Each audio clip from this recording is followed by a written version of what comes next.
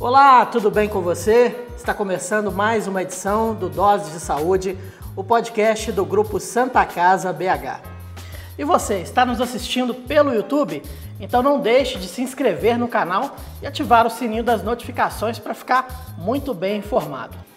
E você que está nos ouvindo pelo Spotify, pelo Deezer, Google Podcast ou outra plataforma, não deixe de conferir os conteúdos do Grupo Santa Casa BH lá no YouTube, youtube.com/Santa Casa BH.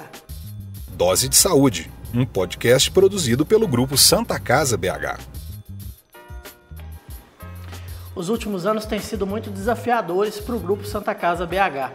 Quando a pandemia do novo coronavírus se espalhou pelo mundo, vitimando milhões de pessoas, o primeiro hospital filantrópico de Belo Horizonte, o primeiro hospital da capital mineira, se tornou referência no combate à doença.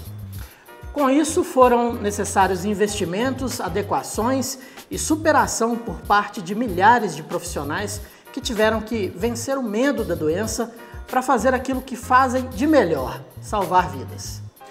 2022 acabou sendo particularmente mais difícil para os hospitais, já que diversos insumos ficaram em falta pelo mundo, causando a escassez de medicamentos necessários para diversos tratamentos e elevando o preço desses medicamentos que já eram onerosos para hospitais que dependem do Sistema Único de Saúde. Além disso, ano de eleições, sem possibilidade de incremento nos repasses dos valores para os hospitais. Em meio a esse cenário, um incêndio que acabou afetando uma área vital para qualquer unidade hospitalar de alta complexidade, o Centro de Terapia Intensiva. Bom, vale relembrar que 2022 não foi um ano só de dificuldades, também tivemos muitas conquistas.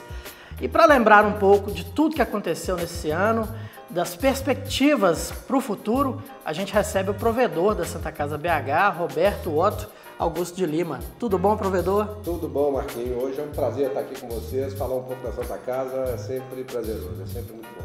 Tá nervoso? Não, de jeito nenhum. Eu tô. Ah, você tá? Tô. Falando com o chefe. Provedor, antes de qualquer coisa, eu queria que você contasse para as pessoas o que é o provedor, o que faz o provedor exatamente. Bom, o provedor é o gestor da instituição.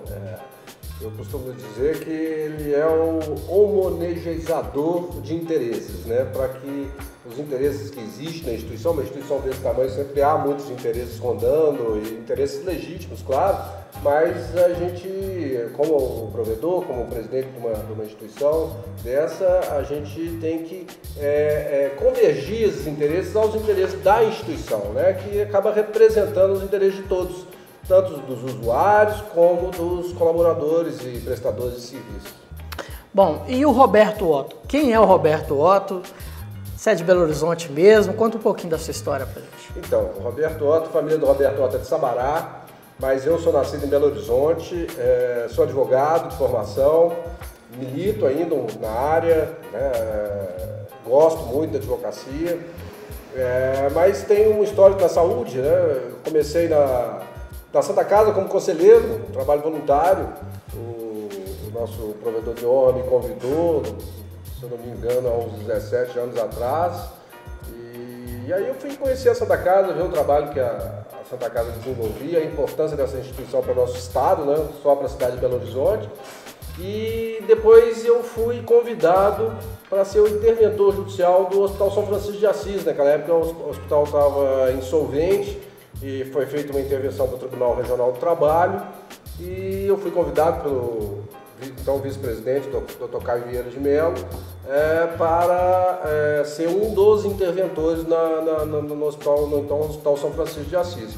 E por lá eu aceitei o convite com dois médicos, né, o Dr. Helder e o Dr. Jarbas Carvalhais. Fiquei por lá durante 11 anos como superintendente jurídico. Correspondeu ao cargo de diretor jurídico. Transformamos a instituição numa fundação, era uma associação civil que ficou insolvente, mas conseguimos aproveitar o patrimônio dela, inclusive de pessoal, corpo clínico da instituição, e hoje é a Fundação Hospitalar São Francisco de Assis. Saí de lá em 2019, em março de 2019, E aí recebi o convite para vir para a Santa Casa. Eu então já era primeiro secretário, corresponde ao cargo de vice-provedor, né, na gestão do A sua sucessão já era natural? Não era.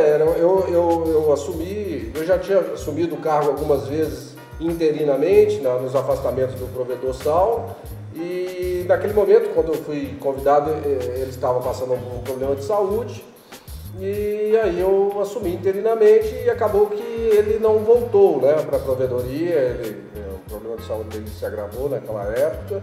E aí sim, eu conversando com então, o conselho da instituição, ficou o convite para assumir a provedoria e eu fui eleito em novembro do ano passado, né, para o cargo de provedor. O cargo de provedor da Santa Casa é um desafio, acho que a gente nunca sabe muito bem porque você aceita o desafio, mas muito por ser um desafio, né, e por também entender que eu poderia contribuir com a instituição. Dado o histórico que eu tive na área de saúde, o aprendizado que eu tive no Hospital São Francisco de Assis, eu achei que poderia contribuir e acredito que venho contribuindo com a instituição. Certo. O provedor, a gente que trabalha aqui no Grupo Santa Casa BH costuma internamente comparar isso aqui com uma pequena cidade, né?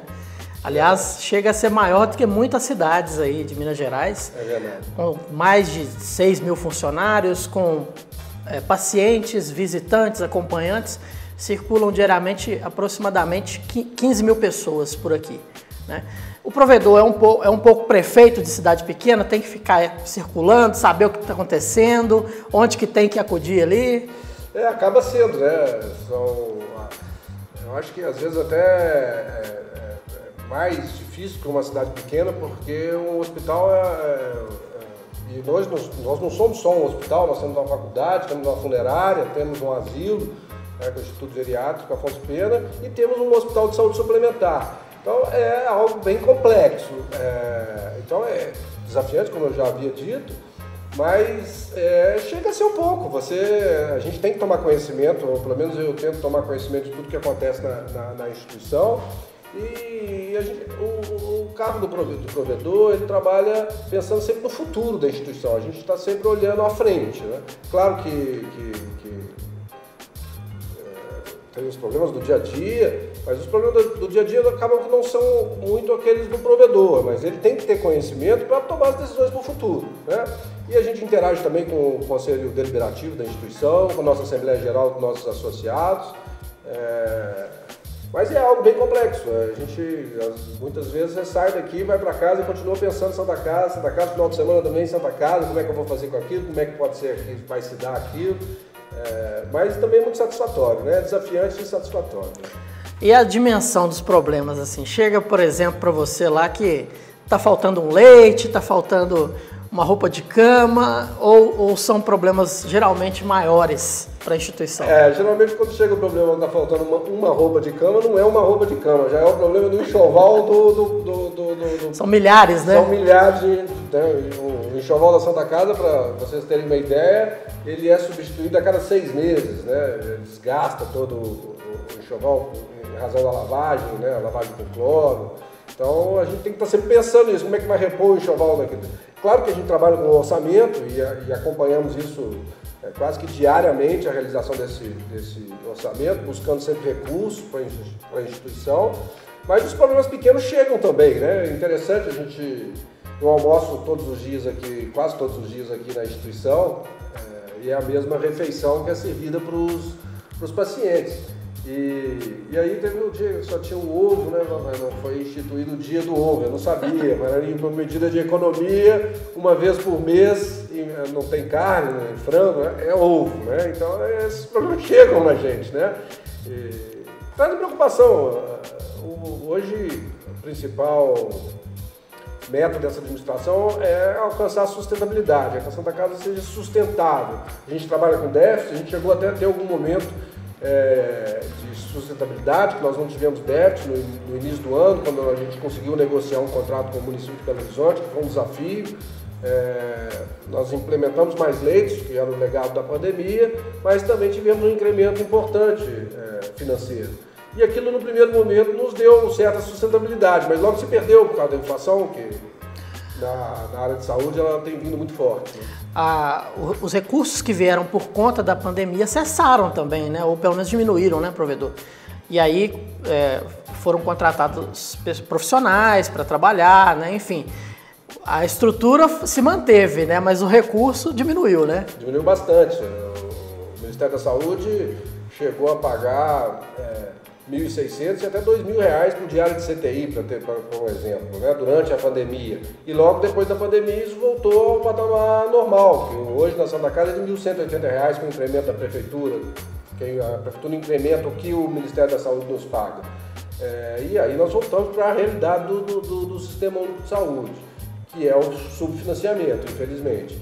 E nós estávamos com a mesma estrutura, então tivemos que fazer muitas adequações, buscar a melhoria dos processos para reduzir custos e seguimos em frente. A Santa Casa vem, de certa forma, equilibrada nesse ano, apesar de tudo que aconteceu, né? Um ano muito difícil, mas que nós vencemos vários desafios.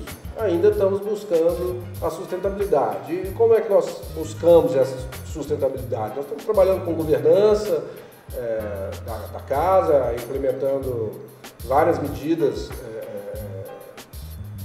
tanto de governança, tanto de transparência, quanto também de regularização das licenças da Santa Casa. Santa Casa é uma instituição que não tinha ABCB, né?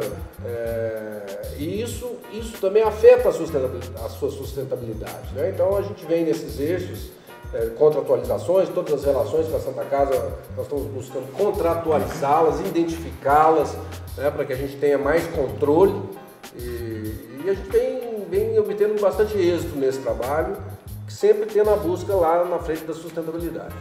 Essa questão financeira, muita gente às vezes não sabe, né? Ainda não sabe, mas a Santa Casa não é um hospital público, é um hospital filantrópico, né? E o apoio da sociedade é fundamental para a manutenção, né? Fundamental, que é importante você tocar nesse assunto do hospital filantrópico. O que é um hospital filantrópico? O formato nosso é de uma associação civil, né? O formato jurídico. E ela é privada, ela foi instituída pela sociedade, né? A sociedade, agindo de forma organizada, instituiu a Santa Casa. E ela vem para poder dar assistência à população ou amenizar os problemas sociais do nosso país, desde o início, quando a criação dela, né? 2 anos depois da criação da cidade, de Belo Horizonte, então, ou seja, em 1899, aquelas pessoas se organizaram, instituíram a Santa Casa para dar abrigo àquelas pessoas mais vulneráveis. E a gente continua com essa missão, hoje muito mais complexa, né? Porque hoje a gente faz medicina de ponta na Santa Casa. Naquela época a gente recebia as pessoas para dar um alento para elas na hora da morte, né? Para amenizar o sofrimento delas. Mas a diferença é porque nós nascemos da sociedade civil, e somos da sociedade civil, né? Nós não temos, o que nós fazemos para o poder público é uma prestação de serviços.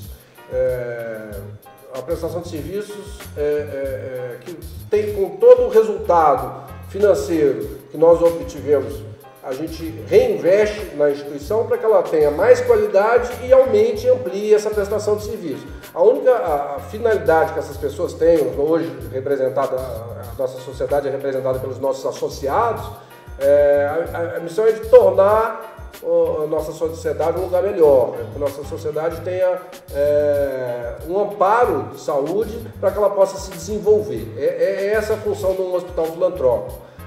Mas aí, qual é a diferença da filantropia para um prestador de serviço? Como prestador de serviço de saúde, nós temos que obter resultados financeiros daquele trabalho que nós desenvolvemos aqui, para que nós possamos reinvestir e buscar as melhorias.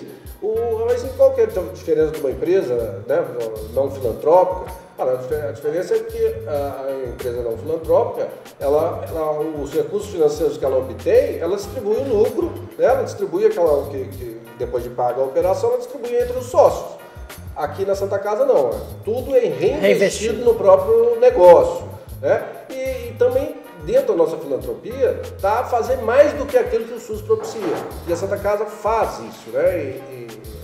Um exemplo que eu gosto de dar, que é um exemplo simples, é o nosso serviço social, que identifica aquele paciente, por exemplo, de quimioterapia, que não tem recurso de transporte para vir fazer o tratamento, nós disponibilizamos para ele o Vale Transporte. Isso é parte da filantropia, né?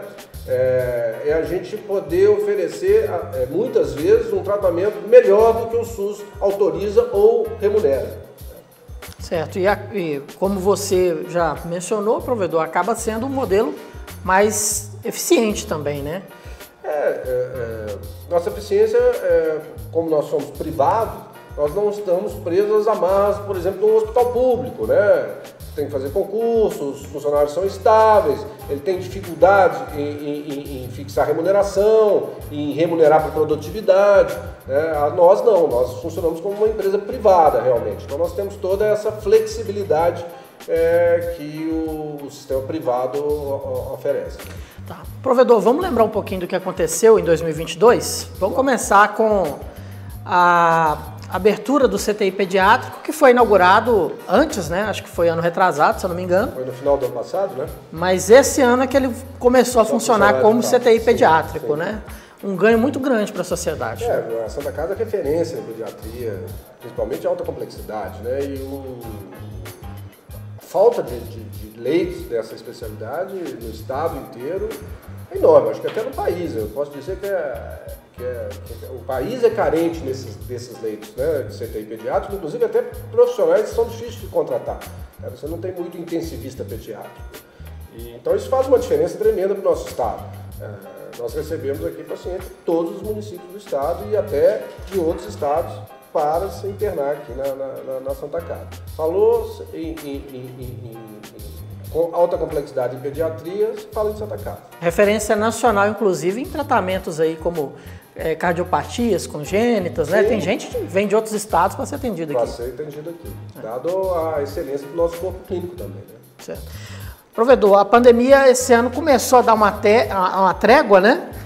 E veio a falta de insumos, né? Como é que isso impactou na assistência da Santa Casa? Pois de duas formas, né? A gente sabe que a lei de mercado é oferta e demanda, você não tem a oferta e tem a demanda, os preços vão subir, né? A inflação por demanda, e a gente sofreu muito isso. Eu estava falando aqui no começo dessa conversa nossa, que a gente chegou no momento a ter um certo equilíbrio econômico-financeiro, mas logo, em razão da negociação que nós tivemos com o município de Belo Horizonte, mas logo a perdemos em razão disso, né?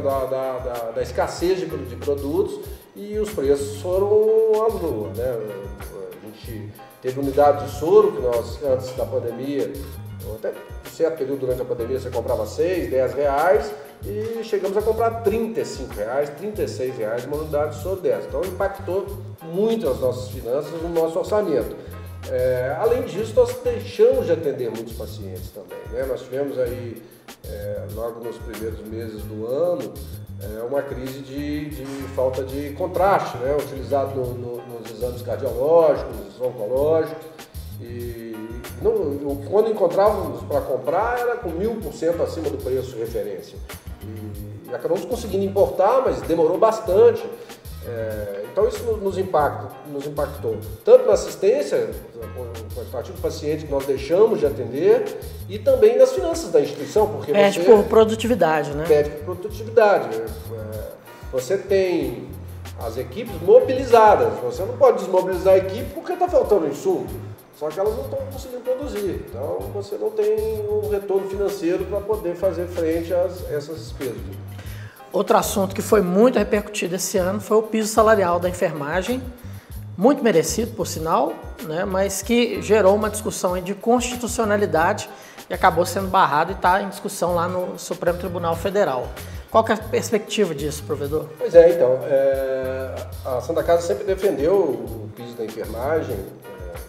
É um profissional que tem um piso salarial muito baixo, e ele geralmente trabalha 12 horas por 36. E ele, para poder conseguir sustentar a sua família, ele trabalha em vários lugares. Então ele, em vez de estar descansando aquelas 36 horas, ele está fazendo turnos em outros lugares. Então o profissional chega aqui cansado, Ele falta ao trabalho em razão disso, porque ele não dá conta de manter essa jornada, comete erros, né, pelo cansaço. Então é importante essa discussão do piso da enfermagem. Agora, ela veio descasada do financiamento. Como eu venho falando aqui, isso hoje é notório, o Sistema Único de Saúde é subfinanciado, né? Hoje a maioria dos hospitais, ou quase todos os hospitais filantrópicos, tem um passivo enorme com bancos para poder financiar a atividade. Que o SUS paga, muitas vezes não paga o procedimento, quiçá gerar recursos para você poder reinvestir, né? Então, quando o Congresso e o Senado aprovaram, o Congresso, né, os deputados aprovou o piso da enfermagem, a nossa preocupação foi muito grande. O impacto na Santa Casa era de 3 milhões e 600 mês, né? Nós já estávamos trabalhando aí com um déficit de 2 milhões e meio, quase 3 milhões mês. Então, se você tem mais um impacto de 3 milhões e 600, você fica com um déficit inadministrável. A gente não teria como, não teríamos o que fazer, porque quando você conversa com o contratante do município, eu não tenho recurso para pagar. Mas no Ministério da Saúde, olha, eu também não tenho. Olha, nós não plantamos uma árvore de dinheiro no quintal. Onde é que nós vamos buscar esse recurso? Na sociedade? A sociedade também não consegue fazer esse nível de doação. Continuamente, porque isso é uma despesa recorrente. Então isso foi um motivo de muita preocupação para nós aqui na Santa Casa.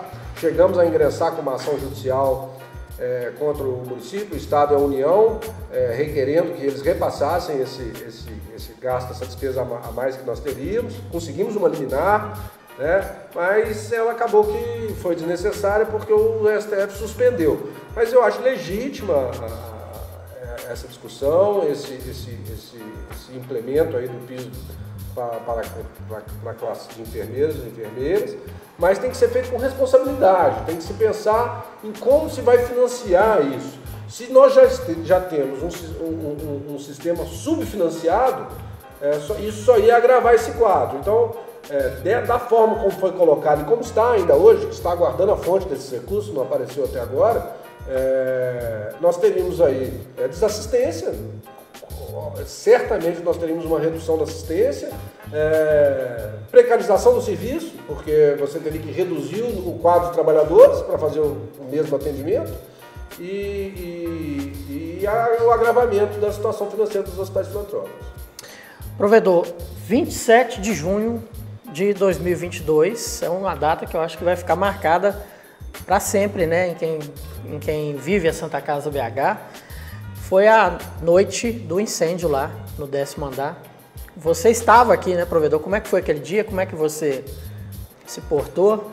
Tentou ajudar de alguma forma? Então, eu estava numa reunião no Hospital São Lucas, que é de frente aqui para Santa Casa, quando eu fui chamado lá no terraço, né, na sala de reunião, bem no terraço, você tem uma vista do prédio da Santa Casa, do Hospital Emílio por inteiro, e vimos aquela fumaça preta saindo lá do 10º andar, aquilo foi assustador, né? A gente fica até sem reação no momento, né? E aí quando começou a chegar o corpo de bombeiros, foi muito rápido, né? Eles chegaram, começaram a subir. Eu estava com o Dr. Cláudio Dornas, nosso diretor assistencial. Falei, Cláudio, vamos lá, né? Vamos ver o que está acontecendo, ver o que a gente pode ajudar. E subimos lá para o 10º andar. Você é brigadista, inclusive, né? Eu sou brigadista. Dr. Cláudio virou brigadista também? Dr. Cláudio virou brigadista também, fez o curso aqui. Isso era algo, inclusive, que nós já estávamos programados desde o ano passado. Na ocasião do incêndio já tínhamos centenas, né? Já tínhamos mais de 500 brigadistas. Na ocasião do incêndio, hoje nós somos mais de 1.500, né? E ano que vem vamos alcançar aí o número de 3 mil, acredito. Mas aí atravessei a rua, subi com o Cláudio, o Dr. Cláudio pro 10º andar e chegando lá deparamos, né? Chegando lá não, nós já subimos a escada e a gente deparou com assim, com cenas apocalípticas, né? Pacientes descendo pela escada, o pessoal subindo pro extintor e tinha pacientes ligados a equipamentos, né, ali sendo carregados pelos nossos colaboradores. Então, assim, uma cena muito difícil, que vai ficar marcada na minha cabeça o resto da vida, né. Eu passei alguns meses acordando ainda de noite com aquela cena e a gente não consegue avaliar no momento, assim, o que está acontecendo, né. E realmente bate um desespero na gente, né, ver porque o incêndio ele causou muito dano, nós tivemos 2 mortes, né, decorrendo diretamente do incêndio, 21 feridos entre os nossos colaboradores que inalaram fumaça, uma está afastada até hoje do trabalho em razão disso, mas poderia ter sido muito pior, né, e a sensação pelo menos que eu tive quando cheguei lá, era que a situação era muito, muito grave, né? E a dificuldade de tomar uma decisão naquela hora, porque o Corpo de Bombeiro queria que se evacuasse o hospital inteiro. Lembrando, né, o incêndio aconteceu no CTI, os pacientes mais debilitados que a gente tem, né? E a Santa Casa, ali era a parte onde aconteceu o incêndio, eram 50 leitos. A Santa Casa tem 195 leitos de CTI.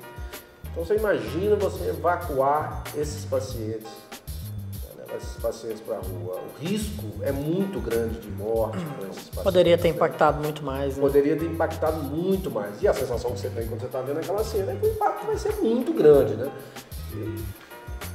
E aí a gente tomou uma decisão lá, conversando com o pessoal do Corpo de Bombeiros, a gente viu que o incêndio já estava começando a ser controlado e nós decidimos lá juntos não iríamos evacuar o hospital todo. Isso interrompeu a evacuação. Eu acho que essa decisão que a gente tomou foi acertada, a gente conseguiu salvar algumas vidas com isso. Mas assim, o trabalho do Corpo de Bombeiro eu tenho que ressaltar aqui, do Corpo de Bombeiro, da Polícia Militar. Eu vi policial militar usando o paciente, né? Usando o paciente é aquele respirador manual, que foi cortada a energia elétrica, então os equipamentos pararam. Então tinha policial militar ali em cima de paciente, abusando junto com o colaborador nosso, com enfermeiros, bombeiro vestido, né, todo equipado, jogando água no fogo e nós buscando a fonte do oxigênio, porque o incêndio foi naquele espelho que a gente tem atrás dos leitos, né? Sim. E na boca de saída de oxigênio, precisava cortar o oxigênio. Então, e não podia cortar o oxigênio do hospital todo. Então, foi para buscar o profissional responsável pelo sistema e identificar onde é que a gente conseguiria cortar o oxigênio só no local onde que estava o fogo. Então isso demorou um pouco, mas aí logo depois que ele chegou, ele veio de casa, ele conseguiu cortar o oxigênio e o fogo parou e foi totalmente controlado, e aí sim a gente pôde ter uma visão melhor do que tinha acontecido e de certa forma vai ter um alívio em razão do que poderia ter acontecido. Provedor, e a postura dos profissionais da Santa Casa BH, tanto os que estavam aqui, teve gente que estava em casa já no horário de descanso e voltou para cá, isso mostra muito o que é trabalhar aqui, né? Isso mostra muita força da Santa Casa, mostra por que ela é tão resiliente, né? Por que ela está aí há 123 anos.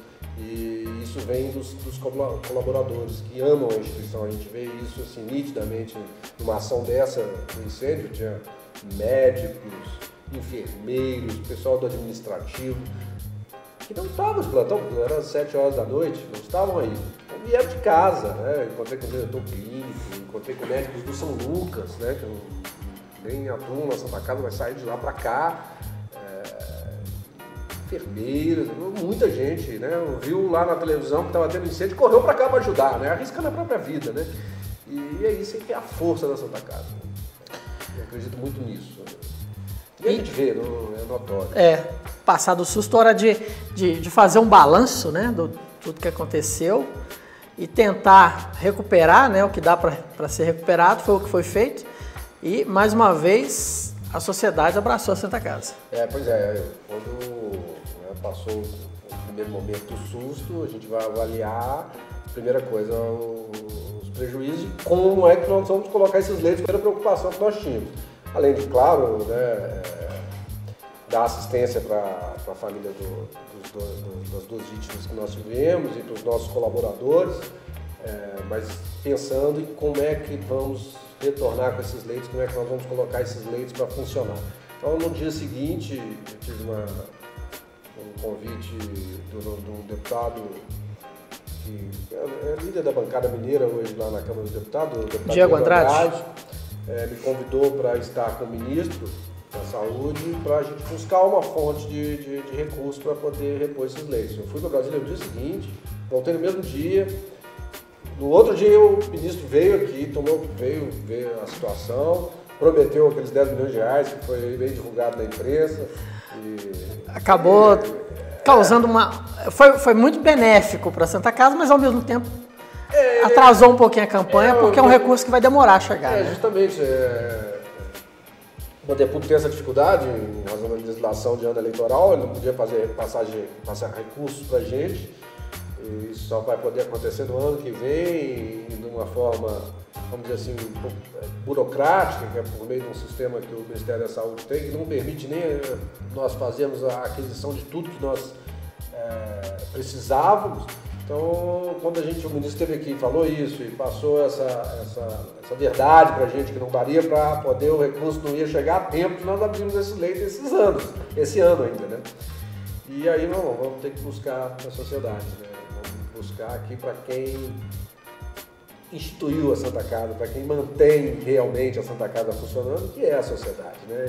E ela correspondeu, a gente fez a campanha de financiamento coletivo, e foi um sucesso, conseguimos aí levantar perto de 4 milhões de reais, né? Foi 3 milhões e 300, se eu não me engano. 3 milhões e 500 e alguma coisa. Pela plataforma, e depois já veio o recurso de 2 empresas que aportaram mais R$1 milhão, então ficou em 4 milhões e 300, quase que a gente alcança a meta de 5.400, que era realmente o valor que nós precisávamos para ter o CTI da forma que nós gostaríamos, porque claro, a gente não ia, já que nós vamos ter que refazer esse CTI, vamos fazer melhor do que ele era. Nós tínhamos lá, na época, uma deficiência no aparelho de refrigeração, nos boxes do CTI tinham aparelhos portáteis de ar-condicionado. Bom, temos que colocar um ar-condicionado central agora, já que nós vamos refazer. Por isso, os 5 milhões e 400, né? Mas conseguimos chegar muito próximo disso e vamos conseguir colocar um equipamento lá de ar-condicionado, vai demorar mais um pouquinho, ele não está totalmente operacional ainda, nós não acabamos de fazer o investimento, mas em 5 meses, graças à sociedade, pessoas físicas, empresas que abraçaram a causa, nós conseguimos fazer isso em 5 meses, né? Que mostra de novo a força dos colaboradores da Santa Casa. Isso, e a diferença do filantrópico para o público, né? Que não tem tantos entraves aí, imagina, né? O público teria que fazer licitação, e aí a licitação é impugnada, acaba indo para a justiça, e aí não consegue comprar, né? Então essas amarras do poder público realmente fazem a diferença aqui na Santa Casa, de nós não a termos, né? E conseguimos fazer esse feito de reinaugurar esses leitos em 5 meses. Então isso é graças à força dos nossos profissionais e da sociedade. Provedor, o trabalho que é realizado aqui é muito bonito e importante. E o que você acha a gente percebe muito isso em você, de sair às vezes da sua sala e andar por aí, né? É importante e seria talvez aí, quem sabe, um recado para todos os colaboradores, que às vezes deixar um pouquinho o seu local de trabalho, ver o que está sendo feito, para ver pelo que a gente está trabalhando? É muito importante, né? Além de nós tirar a energia disso, você vê tudo que está sendo feito aí nos vários andares do nosso hospital, ver o tratamento que a gente consegue oferecer para os pacientes, isso dá força para superar aí os desafios que a gente tem, e também para conhecer as pessoas, conhecer também as dificuldades. Eu acho que administrador não pode ficar com a bunda na cadeira não, tem que levantar e conhecer o que ele está administrando. A gente acaba encontrando, conversando com um, conversando com o outro, e às vezes até descobrindo uma solução para algum problema que a gente esteja aí diante dele. Bom, sabendo que você viria para esse bate-papo, a gente perguntou para alguns colaboradores o que para eles significa trabalhar no Grupo Santa Casa BH. Vamos assistir? Vamos lá. Trabalhar no Grupo Santa Casa significa amor, responsabilidade, carinho, compromisso e estar sempre dando o melhor da gente. Indico o melhor hospital para quem quiser entrar aqui para trabalhar. Todas as vezes que eu preciso da minha chefe, da equipe, coordenação, supervisoras, minhas líderes, encarregada, inclusive uma que está na minha frente, Daisy, que é uma encarregada muito compreensiva, muito carinhosa, sabe falar com a gente. E isso para nós é muito importante. Não tenho nada a reclamar da Santa Casa, só tenho a elogiar. E é tudo de bom. tudo de bom. Há 12 anos que eu estou no grupo e já rodei vários setores da Santa Casa. Hoje eu acordo com muito prazer e orgulho de vir para o IGAP. Aqui construí amigos, pacientes não são mais meus pacientes, é como se fosse parte da minha família. Tenho realmente um orgulho em pertencer. Eu entrei aqui em 2020, durante a pandemia, foi uma época bem difícil para mim. E aqui eu tive muitas pessoas incríveis, como é o caso da minha chefe, que é muito incrível, das coordenadoras daqui da faculdade, que sempre me incentivaram muito. Elas conseguiram enxergar um grande potencial em mim e me colocar para frente, né? Fazer com que eu conseguisse evoluir. Ano que vem eu vou iniciar a minha graduação aqui mesmo na faculdade. Estou muito feliz porque eu fiz o vestibular e passei em primeiro lugar também. Eu saio e entro aqui com uma alegria muito grande de trabalhar. Trabalhar no Grupo Santa Casa significa um amor aos meus pacientes e para mim mesma como pessoa, uma evolução como profissional e como pessoa. Ver o rostinho deles, né, chegando aqui no ambulatório, todos tristes com a doença, e ter uma afago, ter um carinho, uma palavra que eu dirijo até eles. Não tem dinheiro no mundo que paga.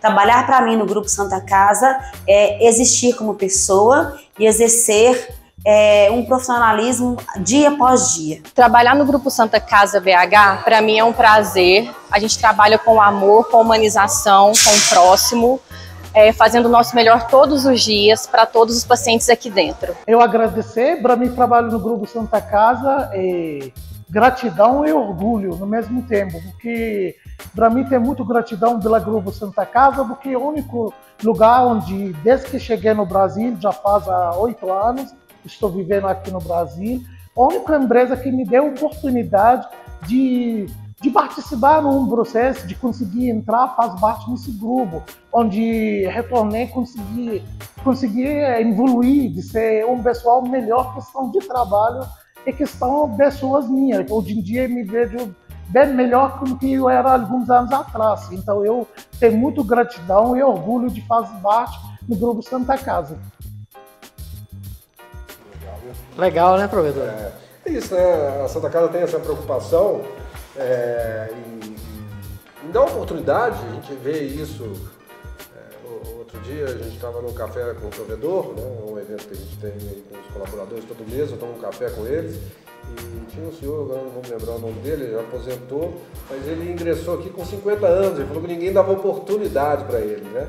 E saiu daqui com quase 70 anos, 27 anos de Santa Casa.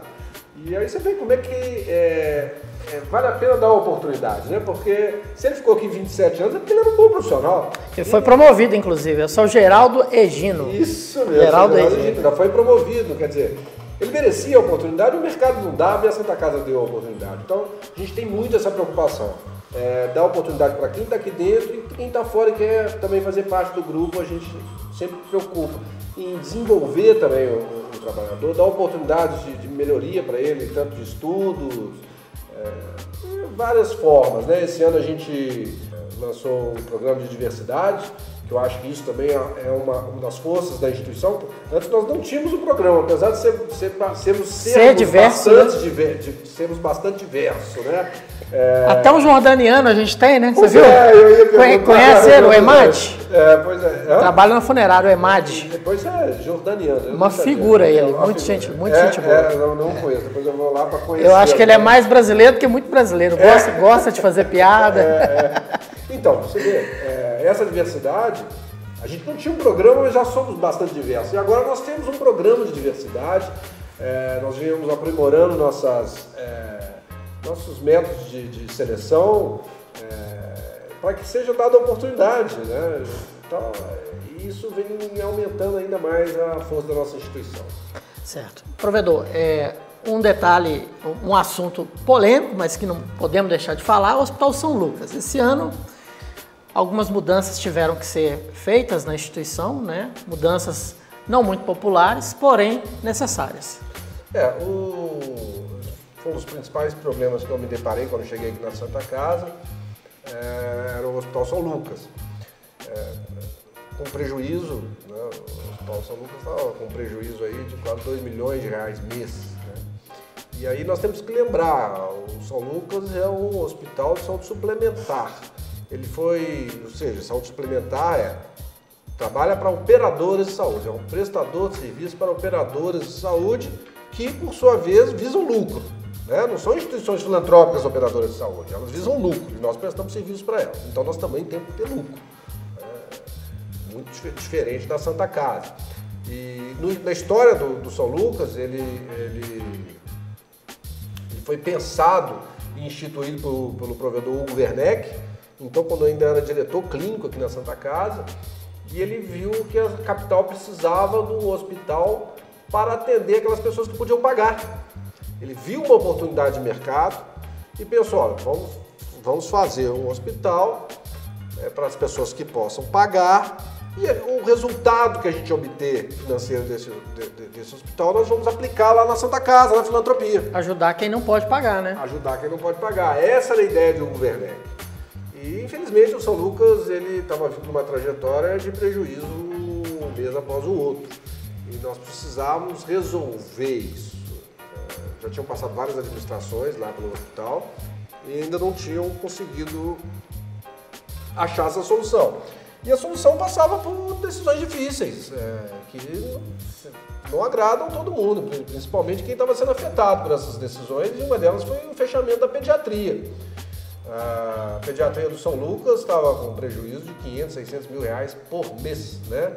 E você imagina, era nós sustentando uma operadora de saúde, né? Que visa lucro. Então como é que pode um negócio desse? Você senta com a operadora para negociar, ela fala, olha, não tenho interesse no serviço, não vou rever tabela de preço, nem nada, se você quiser continuar bem, se não quiser pode fechar.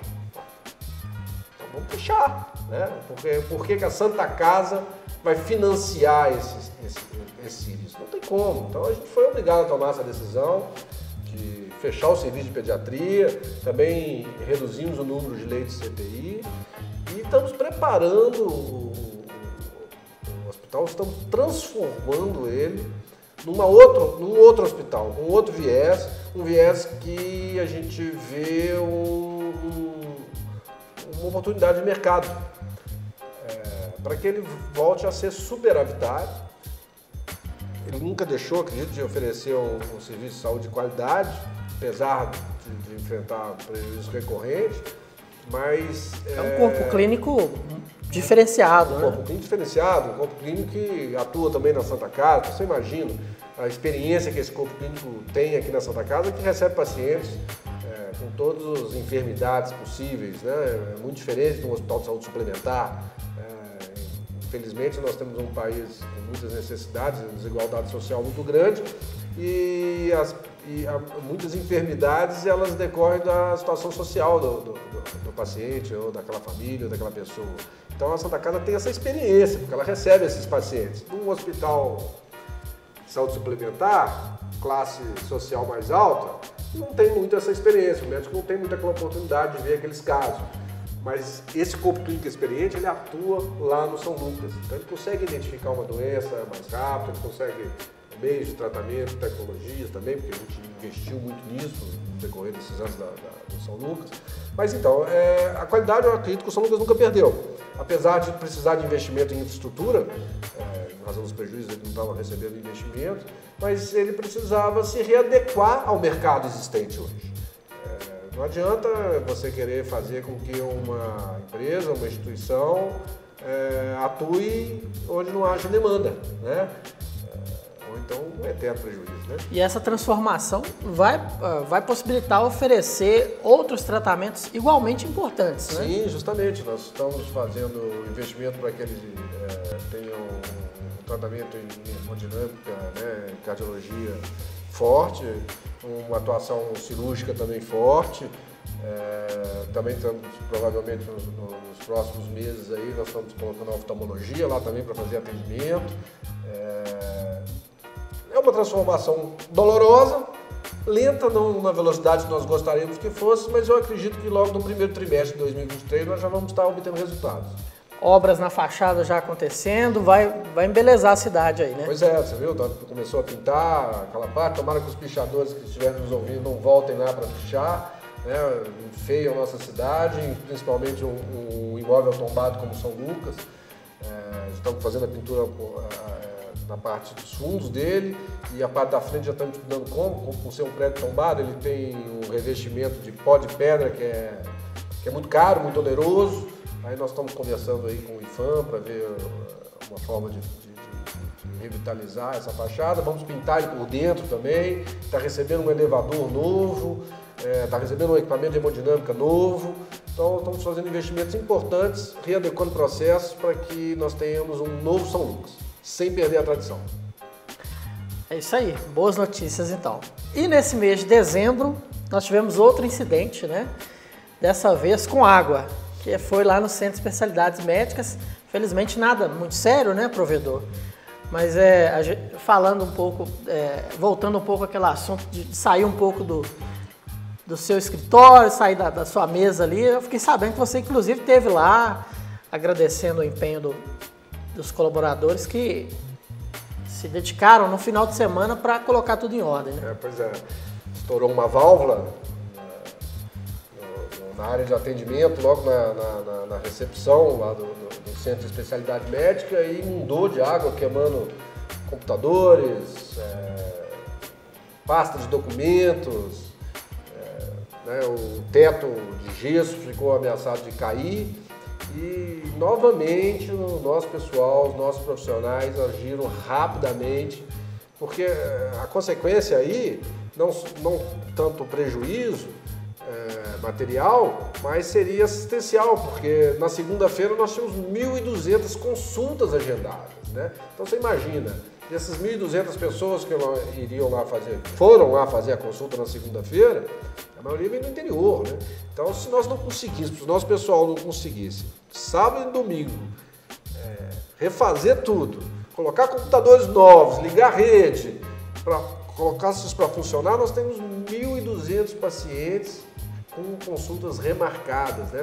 Hoje nós já temos uma fila tremenda, né? A gente sabe aí nas cirurgias eletivas, em consultas também. Então, você remarcar isso, você ainda ia atrasar mais ainda o andamento dessa fila, fora o deslocamento dessas pessoas para cá, né? Além do impacto emocional também, né? Essas pessoas, né, que estão precisando, né? Precisando ser atendidas, e chega do interior, uma viagem às vezes longa, chega aqui, não pode ser atendida, vai ser remarcado para daqui a 1 mês, 2 meses, não sei quando. Mas o nosso pessoal, mais uma vez, brilhou, assim, com muito esforço. Eu sei das pessoas aí que passaram o final de semana trabalhando para que o Centro de Especialidade Médica na segunda-feira de manhã estivesse aberto. Normalmente, quem chega lá, eu cheguei na segunda-feira de manhã e parecia que não tinha acontecido nada. Eu passei lá, não tinha fila também, lá de fora. Não tinha, estava funcionando normalmente, assim, as 1.200 foram atendidas, algumas adequações, mas como se nada tivesse acontecido. E foi um acidente grave, chegou até 2 metros de água lá dentro. Provedor, em 2022 a Santa Casa BH começou a levantar a bandeira de levar a saúde de ponta para todos. O que isso significa na prática? E o que vai acontecer daqui para frente? Quando começou a levantar essa bandeira, nós redescobrimos essa bandeira, porque essa bandeira já é levantada pela Santa Casa desde que ela iniciou, né? Nos primeiros anos, porque a gente fazia mais um cuidado paliativo, né?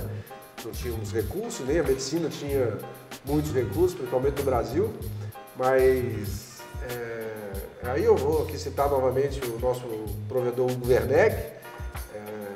Ele tinha essa meta, né? Tudo que ele fez aqui na Santa Casa. Ele queria que a Santa Casa deixasse um pouco de lado a misericórdia, sem abandoná-la, claro, porque misericórdia é miséria, mais coração, não é isso?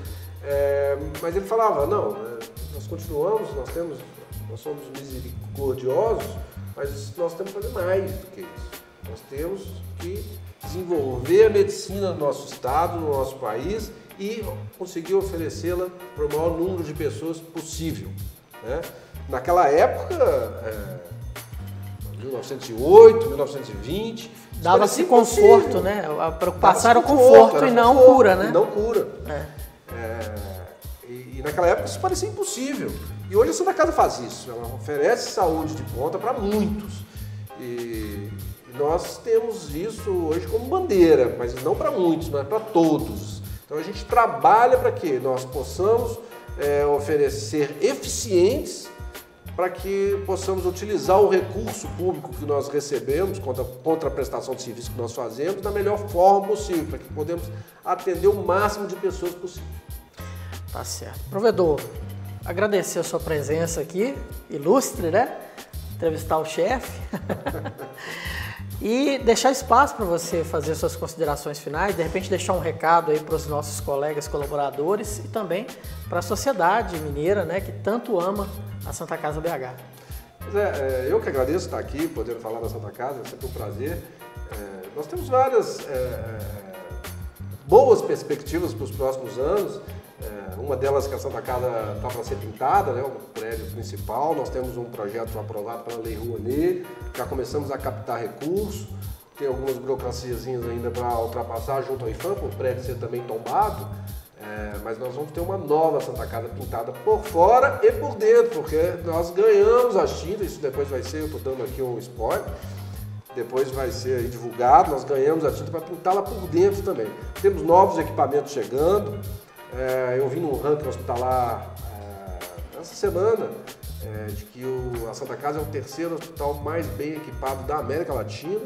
E eu acho que nós vamos chegar primeiro, porque a quantidade de equipamentos que nós adquirimos, que estão para chegar, e processos de trabalho que nós estamos desenvolvendo, eu acredito que em poucos anos a Santa Casa vai ser reconhecida como um hospital de excelência. Mais uma vez, ranqueando muito bem também no anuário da Época Negócios, né, provedor? Sim. Melhor instituição de saúde de Minas. Melhor saúde.